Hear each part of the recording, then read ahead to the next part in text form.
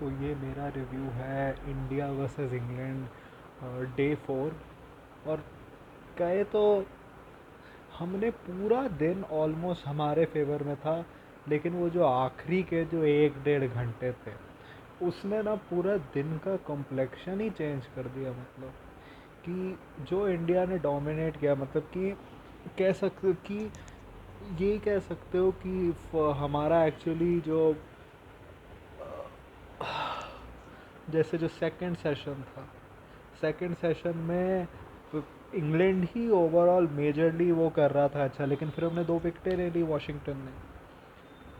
तो हुआ मेरे हिसाब से, एक तो एम्पायर्स स्पेशली पॉल राइफल, मेरे हिसाब से हम हारे या जीते कंप्लेन होनी चाहिए।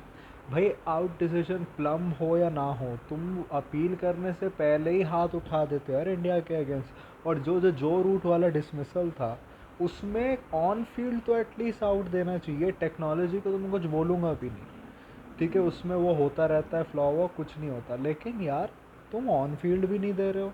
इंडिया ने इतने सारे अपील्स किए, तुम्हारे हाथ ही नहीं उठता है। मेरे हिसाब से ये इसको एक तो कॉल आउट करना चाहिए। मुझे नहीं लगता हमारे टीम वालों ने कॉल आउट किया है इसको कल कॉन्फ्रेंस में, और इसके ऊपर हमें कंप्लेंट फाइल करनी चाहिए। अगर प्लेयर्स के ऊपर इतनी स्क्रूटनी है, प्लेयर अगर कुछ कर देता है उसको ये फ़ैन, उसको पब्लिकली इंफॉर्मेशन निकलती है कि इसको 15% फ़ाइन हो गया मैच कंडक्ट के लिए, ये उसमें लिखा रहता है कि उसने क्या किया, तो ये एम्पायर्स के अगेंस्ट क्यों नहीं होता है? ये कौन सा मतलब कि वो है, भगवान है क्या?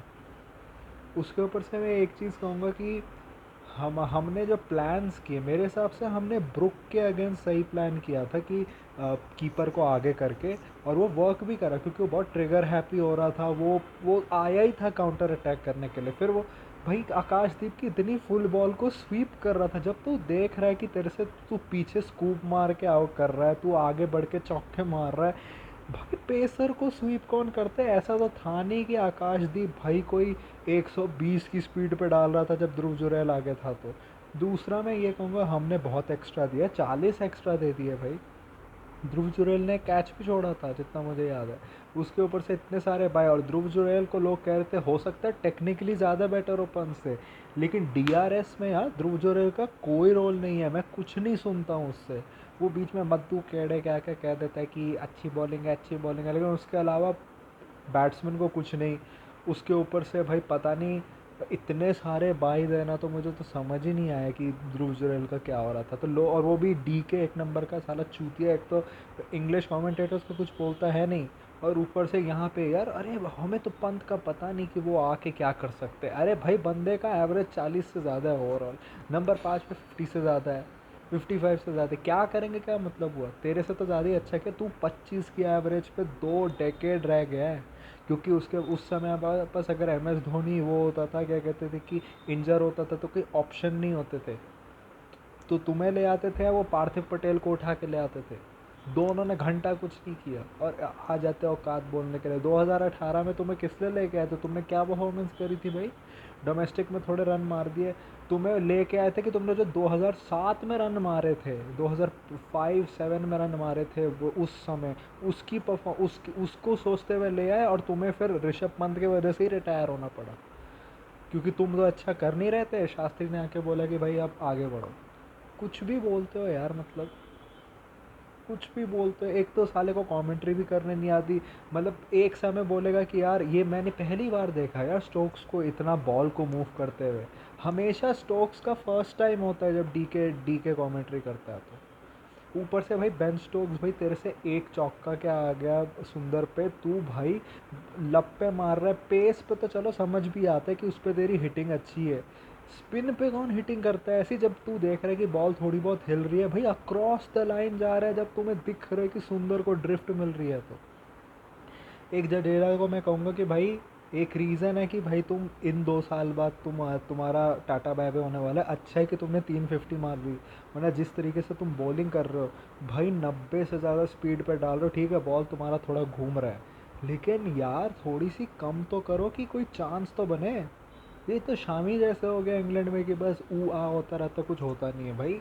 सुंदर से आउट बॉल हो रहे हो, सुंदर से आउट बॉल हो रहे हो भाई।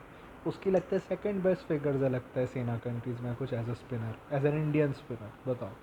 उसने रूट को स्वीप पे आउट किया, वो बॉल थी नहीं स्वीप वाली, रूट चला गया, बोल्ड हो गया उस पर। तो मुझे तो समझ नहीं आता।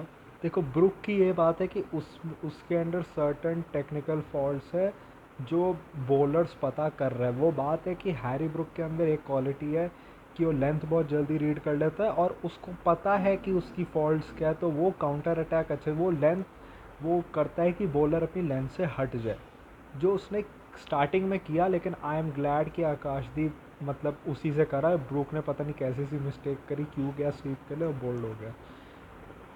उस उसके अलावा ये कि मेरे हिसाब से शुभमन गिल दोनों तरफ से स्पिन स्टोक्स के अगेंस्ट स्टार्टिंग में ही कर सकता था, जो उसने किया नहीं, जो मुझे लगता है ठीक नहीं। ऊपर से जायसवाल भाई, जब तेरे को कहते हैं कि तू अगर क्लोज ऑन होके खड़ा हुआ है तो बैठा करना, थोड़ा थोड़ा सा बैक अपनी टेढ़ी कर, खड़ा का खड़ा रह जाता है, बॉल बीच में से निकल जाती है। जो रूट तो अच्छा आउट हो गया, वरना सब वो मोमेंट निकाल के करते कि कैसा है। मैं ये कहूँगा जैक क्रॉली को कितनी ईजिली सेटअप किया भाई। ये तुम कह सकते हो कि बंदा सेटअप हुआ था, लेकिन ये तो नॉर्मल सेटअप होता है, इसको तो कोई भी कर दे फॉल्टर। मतलब उस वो तो एक्चुअली बहुत टफ पीरियड रह गया जैक क्रॉली। मैं तो कहूँगा हम लोग अनलकी थे, हमने बहुत अच्छी बॉलिंग की लेकिन वो विकेट ही नहीं हो रही थी। एक तरीके से मैं कहूँगा बुमराह ने देखा कि पिच बहुत अच्छी है, तो मतलब कि बॉलिंग के लिए कंड्यूसिव है, तो यार वो कुछ ज़्यादा ही करने लगा बुमराह। मेरे को लगता है कि सिराज ही स्टक टू द बेसिक्स कि उस इस पिच के हिसाब से बॉलिंग करनी है ना, उसने की। कह सकते हैं Akashdeep bowled better in this innings than is first. उस समय तो बहुत ऑन लेग साइड जा रही थी, इन वे ऐसा भी लग रहा था कि क्या आकाशदीप को निगल विगल है कुछ, क्योंकि बीच में लॉन्ग पीरियड जा रहे थे कि जब हम नीतीश रेड्डी से ही बॉलिंग करवा रहे हैं, ऐसा लग रहा था कि आकाशदीप को कुछ हुआ है, मे बी वो थक गया या कुछ है। तो आई थिंक वो भी हमें देखना पड़ेगा, क्योंकि अगला टेस्ट मैच में देखो दिन है, लेकिन वी डोंट वांट कि भाई हम जाए उधर और ऐसा हो जाए कि पेसर को बीच में ब्रेक लेना पड़ रहा है क्योंकि वो टेस्ट मैच के रिगर्स ही नहीं पास कर पा रहा है। वो भी है। इन दी एंड हमने उनको ठीक पे कर दिया, मतलब बुमराह ने विकटें ले ली, आखिर में सुंदर का भी चौथा हो गया। वो जो यॉर्कर डाली कार्स को, भाई लोग कहे ना कहे वो बंदे ने 50 मारी थी पहले इनिंग में, वो बंदा पूरा गेम चेंज कर सकता था उधर से, लेकिन उसको स्ट्रेट अवे आके यॉर्कर डालना मेरे हिसाब से अच्छा है। I think Gill is proactive. कभी कभी वो बॉल वॉचिंग हो जाता है कि अगर एक शॉट लग जाए तो कभी कभी वो सीधे फील्ड ही बदल देता है, लेकिन I think he is better than Rohit in that sense मैं कहूँगा। दूसरा ये कि जब हम बैटिंग करने आए भाई, जायसवाल ने क्या शॉट मारा था। इतनी बाहर जा रही है बॉल, ऊपर आ रही है, तुम उसको ये नहीं कि मैं उस साइड पे मारूं, मैं ऑफ साइड पे मारूं, तुम उसको लेग साइड पे पुल कर रहे हो। जो बॉल पता नहीं क्या छठी स्टंप की बॉल है, उसको पुल कर रहे हो बाउंसर को। मारना ही था तो ऑफ साइड पे मारते, ऑफ साइड पे अब कट मारते या फिर कुछ करते। भाई उसको पुल करने की कोशिश क्या है ये। एक तो ये दिखाते हैं यशस्वी जायसवाल को बिल्कुल एक्सप्रेस स्पेस से प्रॉब्लम है। दूसरा ये कि भाई अपनी ईगो हटा के खेल। पहले इनिंग में भी आउट हो गया, दूसरे में भी ऐसे ही हो गया भाई, स्पेशली क्योंकि जो 192 का टारगेट है, तुम्हें कोई जल्दी करने की ज़रूरत है नहीं, उसके पहले ओवर में ही निकल लिया तुम। Very highly disappointing by Jaiswal. मैं कहूँगा KL Rahul look the most assured, मतलब अभी तक तो मुझे लग ही नहीं रहा कि उसको उसको कोई प्रॉब्लम ही हुई। कार्ड्स ने आज उसको वो विकेटें मिली जो उसको पूरी सीरीज़ बीच बीच में अच्छी बॉलिंग करके नहीं मिली। इस बार तो वो आग उगल रहा था, स्टोक्स ने भी आग उगली, हमने बहुत सारे टेंट्रम्स किए कि बच जाए। एक चीज़ है, जब इंग्लैंड वाले आके कह रहे थे ना आकाशदीप को, आकाशदीप ने भी सही दिया, वो अच्छा है, लेकिन एंड में स्टोक्स को विकेट मिल गई और 58 फॉर 4 हो गए हम। करुण नायर भाई, वो बॉल कौन से लेंथ पे थी कि तुमने उसको छोड़ने की कोशिश की। देखो अगर थोड़ी हाई लेंथ होती तो मैं करता भी कि ठीक है यार हाई लेंथ है, शायद उसको लगा कि जाएगी दूर और लो हो गया। वोक्स ने पिछले में ऐसे ही आउट किया था, वो तो अच्छे एम्पायर्स कॉल हो गए, सर प्लम्ब आउट हुए हो यार, कैसे कर रहे हो तुम। मुझे अगर हम जीत गए तो शायद अगले मैच में करुण को चांस मिल जाए, हारेंगे तो करुण को नहीं मिलने वाला अगला चांस। लेकिन ये भी बात है कि करुण अगर अगला गेम खेल गया तो फिर तुम एक गेम दोगे साई को तो मुझे लग रहा है लोग प्रोटेक्ट कर रहे हैं कि वेस्ट इंडीज़ के अगेंस्ट सीधे खिलाएंगे, लेकिन भाई करुण ह्यूज डिसअपॉइंटमेंट। पहले इनिंग में 40 मार दी, इधर भी 30-40 मार देता, उतनी की तो ज़रूरत थी, साला 14 पे आउट हो गया। फिर उसके बाद भाई गिल गिल ये वो वाला गिल लगा बॉर्डर गावस्कर ट्रॉफी वाला, मतलब कि एक तो इतना बैक फुट पे क्रीज के अंदर खड़े होना, जब तुम देख रहे हो बॉल हिल रहा है तो आगे खड़े होते हैं। लेकिन मुझे लगता है फर्स्ट इनिंग्स का डिसमिसल ही दिमाग में चल रहा है, फिर एक्स्ट्रा अग्रेसिव होने की कोशिश कर रहा है भाई। वो जो ड्राइव होके चौका गया एज होके, वो तो वोक्स ने कैच नहीं किया, वरना तो पहले निकल जाता है। और एंड में भाई आई बॉल पैड पे लग गई, हो गया आउट। तो भाई मेरे हिसाब से गिल की one of his worst innings मैं कहूँगा। मतलब बीजीटी को अगर तुमने ना देखा हो, लेकिन ऐसे भी यार मतलब क्या कर रहा था। और स्पेशली इधर तुम्हारा था कि नॉर्मली खेलो, आराम से खेलो। तुम पता नहीं किस बात की, मुझे लगता है एक तो सिचुएशन की, तो इतनी जल्दी आना पड़ा 41 for 2। दूसरा ये भी कि इंग्लैंड वाले मतलब चढ़ गए थे गिल के ऊपर, और आई थिंक गिल हैंडल नहीं कर पाया वो चीज़। जो इन अ वे तुम उसको दे सकते हो लीवे, लेकिन बात ये भी है क्योंकि यंग कैप्टन है, अभी अभी आया, उसका क्या तीसरा मैच है। लेकिन वही बात है, जब तुम दे सकते हो दूसरों को, तो यार तुम्हें तभी देना चाहिए जब तुम्हें खुद में एश्योरेंस है कि मैं सह पाऊँगा। क्योंकि इससे टीम का नुकसान हो गया कि तुम एक तो वैसी प्रेशर सिचुएशन में आए, ऊपर से फर्स्ट इनिंग्स का डिसमिसल चल रहा है, कैप्टन भी हो, फिर ये लोग भी चढ़ गए और तुम आउट हो गए इन दी एंड। फिर अब कल पंत और केएल के ऊपर है। देखो हमारे पास बैटर्स अभी भी अच्छे खासे 5 हैं। राहुल खुद है, राहुल आई होप रह जाए, क्योंकि उसका पता नहीं एक दिन ख़त्म होता है अगले दिन पहले ही आउट हो जाता है। राहुल है, पंत है, जडेजा है, नीतीश रेड्डी है और वॉशिंगटन है। और उसमें तुम्हें चाहिए 135 रन। मेरे हिसाब से अगर इतने सारे बैट्समैन होने के साथ साथ तुम ये ना कर पाओ, तो फिर तो तुम्हें डूब ही जाना चाहिए मेरे हिसाब से। तो उस फिर तो नहीं कर सकते तुम। इंडिया कभी भी हिस्टोरिकली चेजिंग में अच्छी रही नहीं है, फॉरेन में तो और अच्छी नहीं रही है, चाहे बारबेडोस 120 वाला हो, चाहे उसके बाद एच बैस्टन 2018 वाला हो।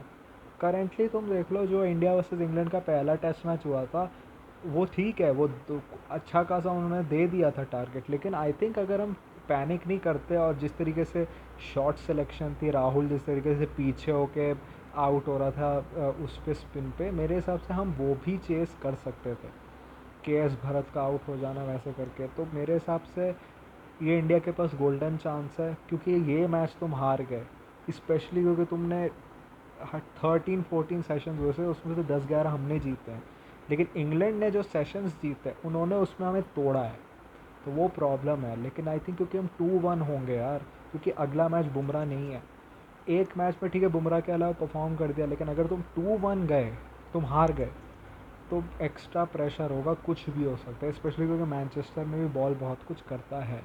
आई थिंक इंडिया को करना चाहिए कि भाई कुछ भी हो जाए, हमारे पास अच्छे खासे बैटर्स हैं, एक प्लान के साथ आओ कि हमें कैसे बैटिंग करनी है। आज ऐसा लग रहा था कि कोई प्लान नहीं है, सब लोग अपना अपना इंडिविजुअल सोच के आए कि मुझे क्या करना है।